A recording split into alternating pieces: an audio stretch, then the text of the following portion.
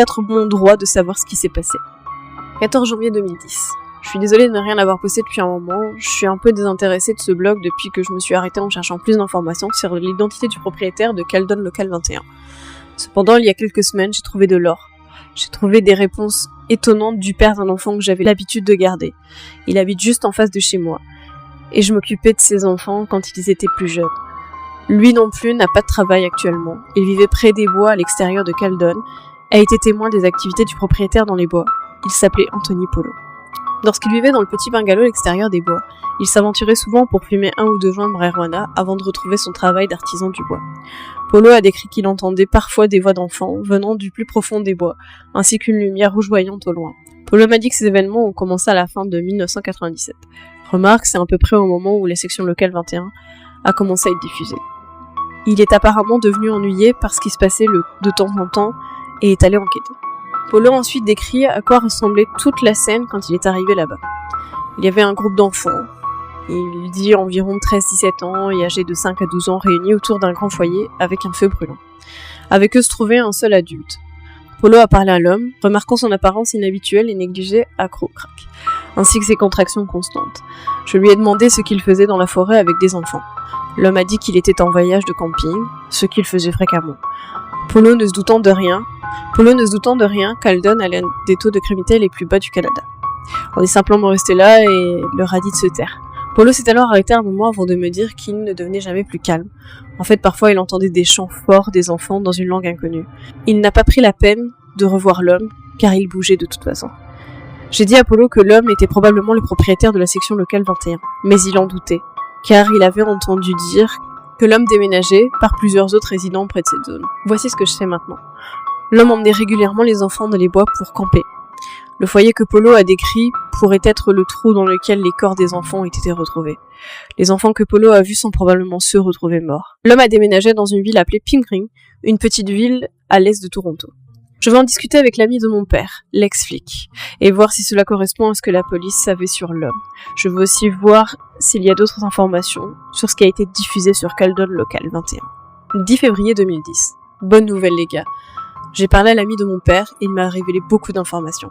J'ai d'abord demandé si la police avait des informations sur l'homme qui dirigeait la section locale 21. Il a répondu qu'il avait les mêmes pistes depuis des années et n'avait jamais retrouvé de suspect. Cependant, la police régionale de Peel a certaines bandes trouvées dans la maison, à partir de laquelle la section locale 21 a été diffusée. Il m'a pris en charge pour que je puisse en regarder quelques-unes. Je suppose que je n'ai pas encore beaucoup parlé de lui. L'ami de mon père s'appelle Mitchell Wilson, un gars plutôt sympa. Il semble comprendre ma soif de savoir de ce qui s'est passé à la fin des années 90 dans cette maison. Et il pense que c'était mal que mon père soit resté si longtemps sans me dire grand-chose. Il m'a emmené au poste de police de David Road. Si vous ne le savez pas, c'est le plus grand poste de Caldon et l'un des plus grands de la région de Peel. Chacune des gares principales autour de Peel possède certaines des bandes. J'ai pu regarder toutes les images de la station routière de Davis.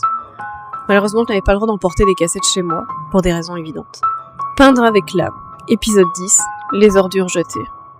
Peindre avec l'âme était l'une des émissions dans laquelle I'm Real Life et Silly 92 ont discuté sur nos écarts. J'en ai parlé à la police. Ils m'ont informé que 12 épisodes de l'émission avaient été tournés et diffusés entre le 5 décembre 97 et le 8 janvier 98.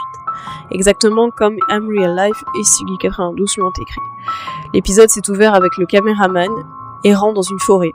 Cela semblait être un soir où il semblait que le soleil se couchait. La caméra a regardé les différents emballages, bouteilles, sacs et boîtes, en s'assurant que chaque article avait quelques secondes de temps d'écran. La caméra s'est ensuite concentrée sur une seule zone avant que l'homme ne parle. Je me souviens qu'il parlait d'une voix calme, très timide, et je jure que je l'ai entendu ailleurs auparavant, comme dans une autre émission de Caldon Local 21. Je pouvais à peine entendre ce qu'il disait, mais il parlait principalement de la façon dont les humains sont des ordures, ou de quelque chose qui avait à voir avec le fait de nous sauver en nettoyant les ordures. En fait, cela semblait vraiment stupide, mais un sentiment de terreur m'envahit toujours. Je veux dire que la forêt était peut-être l'endroit où ces corps ont été retrouvés, n'est-ce pas ? Monsieur Beer, épisode 25. Lorsque l'administrateur de la police a apporté cette cassette, j'ai en fait dit « Oh merde ». J'ai ri un peu à haute voix. Bien sûr, j'ai reçu des regards du personnel. Mais Wilson leur a expliqué ma petite expérience avec Monsieur Beer et comment j'ai quand même gardé la lettre qu'il m'a envoyée. Comme les épisodes précédents, celui-ci comprenait un gars portant un costume de mascotte d'ours. L'épisode a commencé avec Monsieur Beer, se dandinant jusqu'à la porte de la cave avec une bouteille de jus d'orange dans les pattes. Au sol se trouvaient 16 verres à liqueur, ainsi qu'une petite bouteille qui contenait un liquide inconnu. Monsieur Beer a versé une quantité égale de jus d'orange dans chaque verre avant d'ouvrir la plus petite bouteille et d'en déposer une goutte dans chaque verre. Monsieur Beer a ensuite sorti la caméra. Il y a eu quelques sons mineurs, tels qu'un brassage, puis Monsieur Beer a émergé de derrière l'emplacement de la caméra. À sa suite se trouvaient 16 enfants. Certains semblaient n'avoir que 4 ans, tandis que d'autres semblaient être pratiquement des adolescents. Lorsque les enfants sont entrés, l'administrateur a déclaré que c'était le seul épisode qui montrait les 16 victimes. Les enfants semblaient tous plutôt satisfaits, sauf que celui-ci avait des bleus visibles sur le visage, et contrairement aux autres enfants, il avait une expression plus craintive. Il avait également l'air d'avoir 11 ou 12 ans, ce qui m'a amené à le reconnaître. C'était l'enfant qui avait posé des questions sur sa sœur, et qui avait ensuite rencontré un destin inconnu à la fin de l'épisode 23, cet épisode que j'ai regardé en juillet 99. Quand j'ai dit ça à l'administrateur, il a confirmé que c'était le même enfant. Il a également été présenté dans l'épisode 24, un épisode qui n'a été diffusé qu'une seule fois à 3h du matin, en juillet 99. La police n'a toujours pas retrouvé la cassette. Monsieur Beer s'est alors mis à chanter, chantant sur les agrumes et à quel point la vitamine C était bonne pour vous. Je pouvais à peine entendre les paroles car elles étaient étouffées par le masque d'ours. Les enfants buvèrent tout leur jus. Celui de l'épisode 23 le fit plutôt à contre-cœur. Et l'épisode se termine. Après avoir visionné les bandes en possession du poste de police de Davis, je suis satisfait mais seulement temporairement. Je veux toujours connaître toute l'histoire.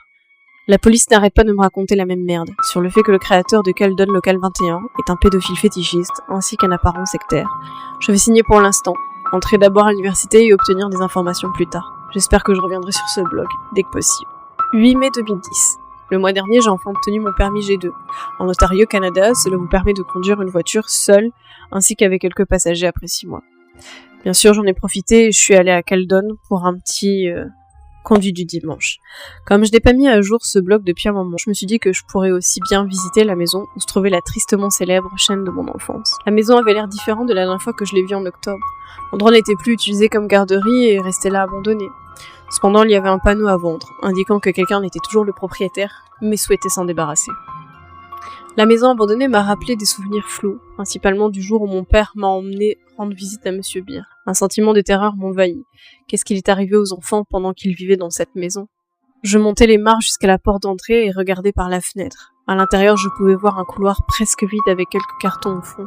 Au bout du couloir, à droite, se trouvait une porte ouverte menant vraisemblablement à la cuisine. À gauche se trouvaient 2 portes, toutes 2 menant apparemment aux pièces visibles à travers les fenêtres de l'extérieur. Je me suis demandé où se trouvait l'entrée de la cave et si elle avait été scellée. Je me suis promenée à l'arrière de la maison et j'ai trouvé ma réponse. 2 portes en bois formant un angle presque à plat étaient fermées par un cadenas. Cela devait conduire à la cave. Ne voulant pas traîner, vous ne pouvez pas imaginer ce qui me passait par la tête à ce moment-là. Je suis partie. Derrière la maison, le champ vide continuait jusqu'à ce qu'il atteigne une forêt dense qui bordait l'horizon. Je me demandais si c'était la forêt où les corps des enfants avaient été retrouvés. Je me suis dit fuck it et j'ai traversé le champ derrière la maison dans la forêt. La forêt était étrangement calme, à l'exception de quelques sons périodiques d'un pic perçant un arbre lointain. Je me suis prudemment avancée plus profondément dans les bois, sans vraiment me soucier du fait que je n'avais aucune idée d'où j'allais. Je ne sais pas comment l'expliquer, mais j'avais l'impression qu'il y avait quelque chose que je devais trouver. Je suis arrivée à une partie plus mince des bois, et à quelques petites maisons au loin. La maison de Polo m'a traversé l'esprit et je me suis demandé si l'une de ces maisons lui avait appartenu. Je me suis approchée d'une petite clairière dans laquelle j'ai pu voir 3 rondins de taille adéquate rassemblés autour d'un noir. « Hé, enlevez-vous notre fort !» Ces mots m'ont presque donné une crise cardiaque. Je me suis retournée vers ma gauche et j'ai vu 2 personnes vêtues de noir courir vers moi. Ma première pensée était de courir, mais à mesure qu'ils se rapprochaient, j'ai vu qu'ils n'étaient en réalité que des enfants au début de leur adolescence, peut-être 13 ou 14 ans, peut-être même 12. En s'approchant de moi, ils ont également réalisé ma taille. Je mesure 1m80 alors qu'ils ne pouvaient pas mesurer plus de 1m30. L'un aurait mesuré peut-être même 1m20. Nous avons dit dégager, a déclaré le plus grand qui portait une chemise Slipknot sans enthousiasme. J'ai tenu bon et j'ai haussé les épaules. Le plus petit qui portait une chemise Metallica a sorti un couteau papillon et l'a tenu dans ma direction. « Non, tu ne voudrais pas », dis-je d'un ton profond et sérieux, en essayant d'avoir l'air aussi dur que possible. J'ai sorti mon téléphone portable. Les 2 enfants se sont retirés, celui qui avait la chemise Metallica rongeant son couteau. « Écoute mec, nous n'aimons pas les gens dans notre fort, alors tu peux y aller. » dit celui qui portait la chemise Slipknot, visiblement intimidé. De toute façon, je n'avais rien à faire dans la forêt. Alors j'ai prononcé un simple « bien » et j'ai fait demi-tour avant de réaliser que j'avais une belle opportunité. Est-ce que l'un de vous a entendu parler d'un type qui a tué un groupe d'enfants dans ces bois il y a environ 13 ans? J'ai demandé aux enfants, les deux se regardèrent avec confusion, avant que celui qui portait la chemise Metallica ne réponde. Ouais, tout le monde connaît ce type, m'a-t-il dit comme si j'étais stupide. Le gamin dans la chemise Slipknot poursuivit. Il vit toujours ici, dans le collecteur d'eau pluviale. L'ami de mon grand frère dit qu'il l'a vu une fois, dans un costume d'ours, errant dans la forêt la nuit. Mon instinct m'a dit que c'était probablement un mensonge. Les propriétaires de Caldon Local 21 est probablement parti depuis longtemps, n'existant que comme folklore dans cette petite communauté isolée. Cependant, en tant qu'être humain, la pensée de l'inconnu mystérieux suscite de l'intérêt à l'intérieur. Et où est le collecteur d'eau pluviale? Je demandais, juste par curiosité. Je ne crois pas vraiment à l'histoire de l'enfant. Le kid en chemise Metallica m'a regardé pendant quelques instants, ses yeux apparemment pleins d'agacement, mais de curiosité pour moi. Vous n'êtes pas d'ici, n'est-ce pas? Pourquoi es-tu même venu ici? Maintenant jamais que j'ai été légèrement surpris par la nature de sa question. Cependant, j'ai pensé que je pourrais aussi bien expliquer pourquoi j'étais là, juste au cas où les gens se tromperaient sur mes intentions. J'ai raconté aux deux enfants mon expérience avec l'homme de Local 21, Caldon. Les enfants semblaient familiers avec la chaîne alors qu'ils souriaient, se regardaient quand j'en parlais. Ils sont également devenus plus compréhensifs et m'ont donné une description détaillée sur la façon de se rendre au collecteur d'eau pluviale. Peu de temps après, j'ai décidé de faire demi-tour et de retourner à la maison, laissant les enfants à leur fort. Mais maintenant, vous vous demandez probablement pourquoi j'ai omis tel détail sur ce que les enfants m'ont dit tout à l'heure. C'est parce que je choisis de conclure ce que j'ai recueilli maintenant. Voici ce que les enfants m'ont dit en détail. L'égout pluvial se trouve devant le fort des enfants, dans la même direction où je me dirigeais. L'homme vit soi-disant dans le gros tuyau d'où s'écoule l'eau de pluie. Les gens l'ont vu, bien qu'il porte toujours soit un masque d'ours, soit le masque et le costume d'ours complet. Remarque, je ne crois pas que ce soit vrai. Et en fait simplement un mythe créé par les habitants de Caldon. L'histoire ne semble aucun cas plausible. Pourquoi personne n'a-t-il appelé la police? Ce type n'avait-il pas l'air suspect? Et d'autres questions comme celle-ci laissent l'histoire invalide. Je peux visiter le collecteur d'eau pluviale. Pas parce que je crois à l'histoire, mais parce que je veux une excuse pour visiter un nouveau Caldon. Pour que ce blog ne meure pas. Avec plus de cassettes à regarder, je ne sais plus de quoi parler. Merci de continuer à me soutenir, mon blog et moi. Je sais que beaucoup attendent avec impatience plus d'informations sur ce qui s'est passé à Caldon au cours de l'année 99. Je ferai de mon mieux pour poursuivre mes recherches sur le sujet. 7 octobre 2010. Waouh, près de 5 mois depuis ma dernière mise à jour. Je suppose que tout le monde pense que j'étais mort, n'est-ce pas? Heureusement, je ne le suis pas. Mais dans tout mon sérieux, j'ai vraiment été occupée ces derniers mois. Et un blog sur quelque chose qui aurait pu me tuer quand j'étais enfant est un peu bas sur ma liste des priorités.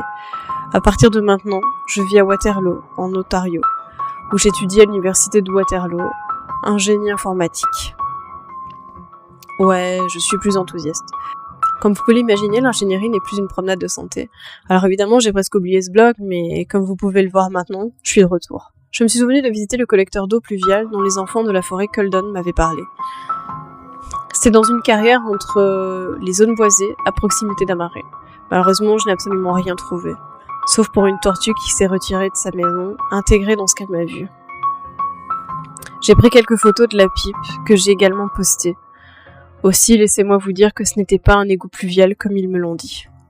Ce que j'ai vu est un simple tuyau, peut-être pour canaliser l'eau d'accès du marais. Cependant, quand je suis revenue à Caldon, j'ai simplement continué à reporter tout le téléchargement jusqu'à ce que j'oublie sur mon blog. Cela me semble plus important. S'il vous plaît, pardonnez-moi.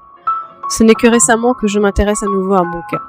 Le 10 septembre, j'ai reçu un mail à cette adresse, retournebier@hotmail.com. Amusant. Ai-je raison? Eh bien, ça vaut mieux. Je vais copier et coller l'email exact de ce que ce type m'a envoyé. Cher Elliot, mon cher garçon, vous voyez que cette histoire peut être vraie ou non, mais cela pourra arriver. Il existe de nombreux créneaux horaires pour le temps d'antenne. Si vous avez de l'argent, vous pouvez avoir une chaîne de télévision à un accès public. Certaines chaînes d'accès public partagent le temps d'antenne comme EWTN, chaîne religieuse basée dans le Michigan, qui diffuse des émissions catholiques, mais pendant des heures de diffusion. Des émissions indépendantes ou simplement un écran bleu. Les réseaux câblés ont des chaînes vides, disponibles à la location. Ainsi, le scénario d'un pédo louant une chaîne sur la télévision de base n'est pas du tout exagéré. Cependant, la télévision à accès public est largement révisée et peut être arrêtée à tout moment. Ce sont les règles pour